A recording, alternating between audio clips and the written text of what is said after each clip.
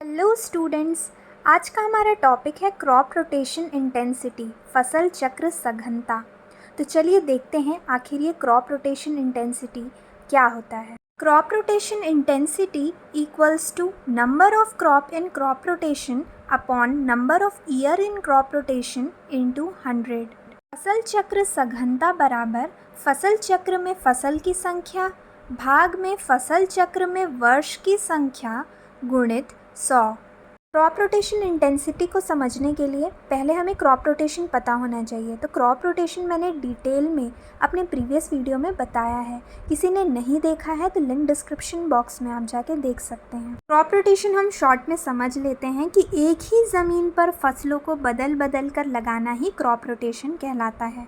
तो जब crop rotation में फसलों की संख्या कितनी है, एक फसल ले रहे हैं, दो फसल ले रहे हैं या तीन ले रहे हैं, का भाग क्रॉप रोटेशन फसल चक्र कितने साल का कर रहे हैं, 1 साल का कर रहे हैं, 2 साल का कर रहे हैं या 3 साल का कर रहे हैं, गुणित 100 करेंगे तो क्रॉप रोटेशन इंटेंसिटी फसल चक्र सघनता आ जाएगा।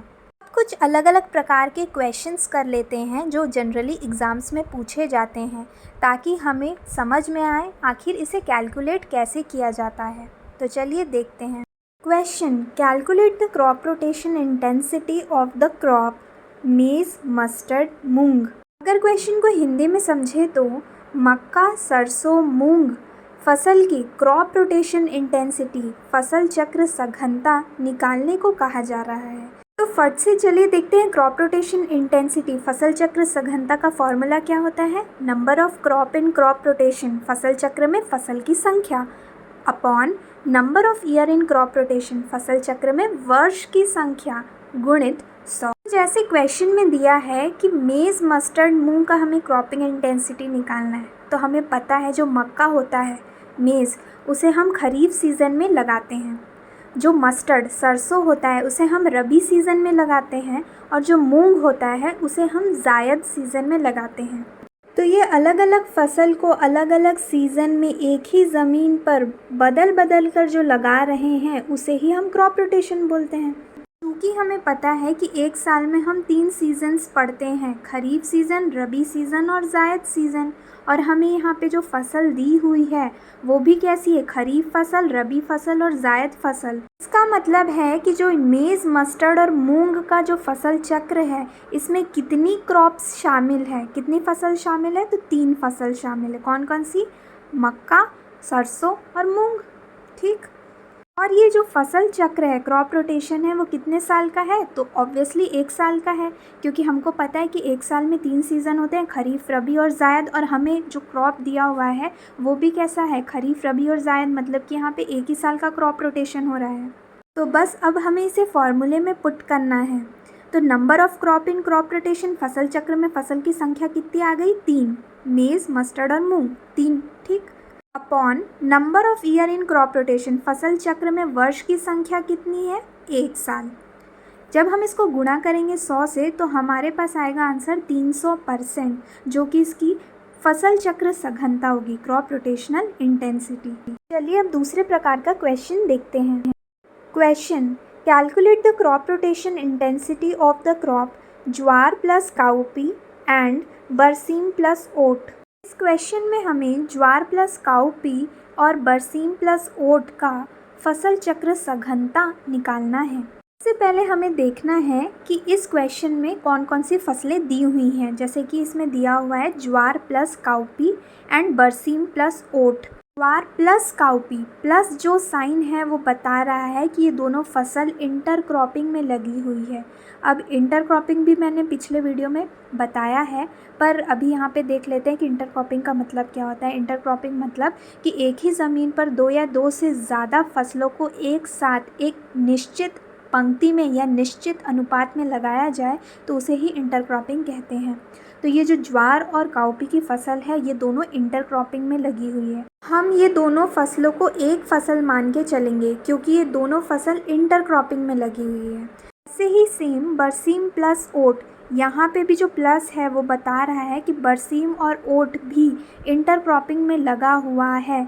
मतलब बरसीम और ओट की जो फसल है उसको भी हम एक फसल मानेंगे। तो इसे अगर हम ध्यान से देखें तो हमें समझ में आएगा कि जो ज्वार और काउपी की जो फसल है उसे एक साथ खरीफ सीज़न में लगाया गया होगा और बरसीम और ओट की फसल को एक साथ रबी में लगाया गया होगा और जायद में कोई भी फसल नहीं लगाई गई होगी। तो इस क्रॉप रोटेशन फसल चक्र में फसल की संख्या कितनी हुई?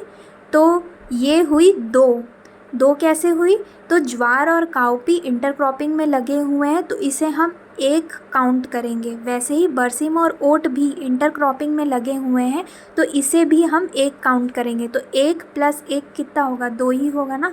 तो फसलों की संख्या इस फसल चक्र में 2 होगी।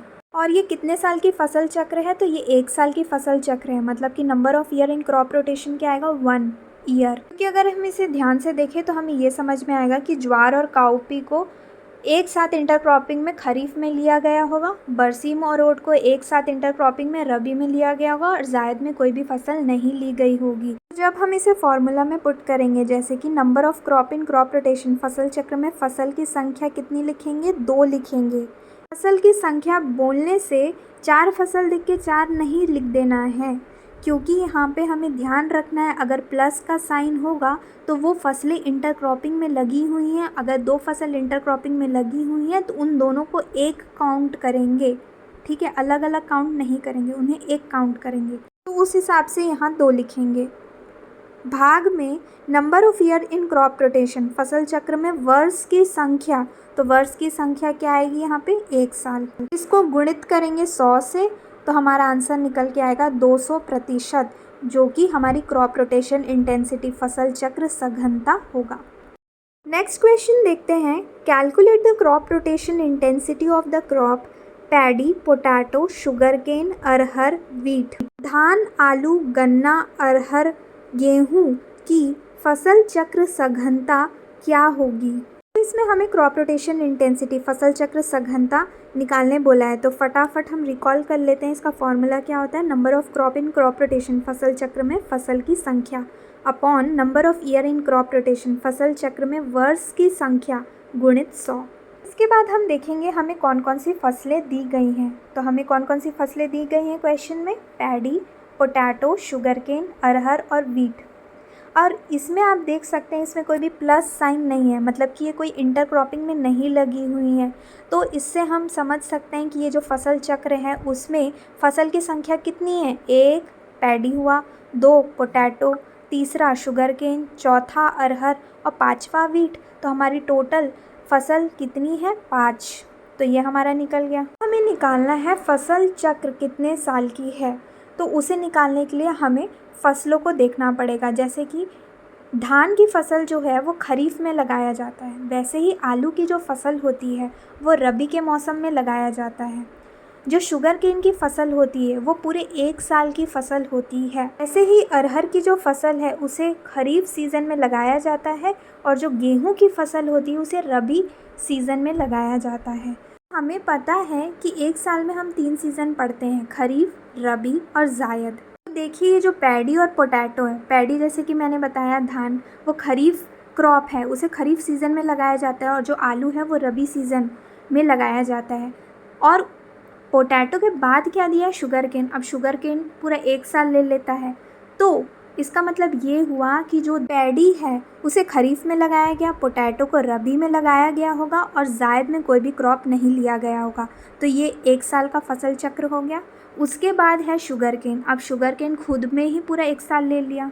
उसके बाद हमें दिया है अरहर और वीट। अरहर जो है वो खरीफ क्रॉप है, इसे खरीफ सीज़न में लगाया जाता है और वीट जो है रबी क्रॉप है, इसे रबी सीज़न में लगाया जाता है।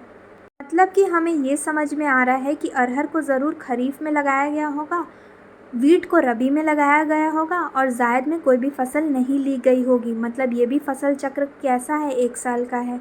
तो यहाँ पे टोटल अगर फसल चक्र में वर्ष की संख्या पूछी जाए तो कितनी आ जाएगी? 3। तो जब हम इसे फॉर्मूला में पुट करेंगे, जैसे number of crop in crop rotation फसल चक्र में फसल की संख्या, तो ये तो हमें पता है पैडी, पोटैटो, शुगरकेन, अरहर और वीट, टोटल 5 फसल है फसल चक्र में, तो 5 लिखेंगे।